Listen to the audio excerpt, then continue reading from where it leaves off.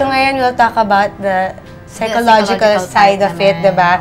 So okay, what do you tell moms and dads or people who have lost somebody, or what shouldn't you say? Yes, I guess what you shouldn't say is, okay lang yan, it will get by. It's not for you to decide na okay lang yan. It will be the person's decision.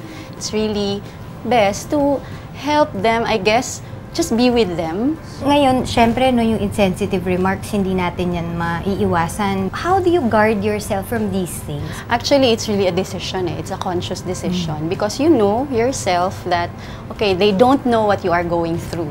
They are just saying those things because they want you to feel better. Right. It's important to be aware where you are at in terms of your process, because it is a process. And sometimes, they say it's a lifetime process. That never goes away. Feeling that way. I have to answer that person. I also have miscarried also. So I miscarried 3 times. So yeah, so it was difficult. I just had 3 months ago. So it's something, I guess, that I will always bring with me. Right. And it's something that even if I know these things, but it does not make me feel better. Even if I had my own loss, I can't claim to feel the pain of others because it's very personal. After your loss, Feliz, did it make you more fearful of the things around you? Well, yes. Nung first week, I was so scared to have another child. The thought of it, baka it's in the blood, or baka Ethan has it. Is it passed on? Is it genetic? And there was even a time that I wanted to be separated from my husband. Na baka we're not compatible. I don't think we should be together. How are you able to cope up as husband and wife? First is to answer anything medical related. So we had ourselves checked, Ethan checked, and then second, what I love about my husband, he would always tell me, whenever we fight or whenever I have thoughts like that, I am not your enemy. I am with you. It's very important also that we have a discipleship group that we're part of, or like there's accountability group. Wherein, you know, na they will not tell you to, it's okay, move on, okay na yan.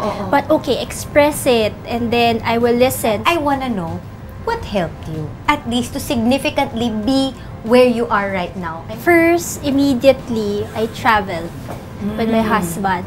I needed to see something different. It was difficult to see home.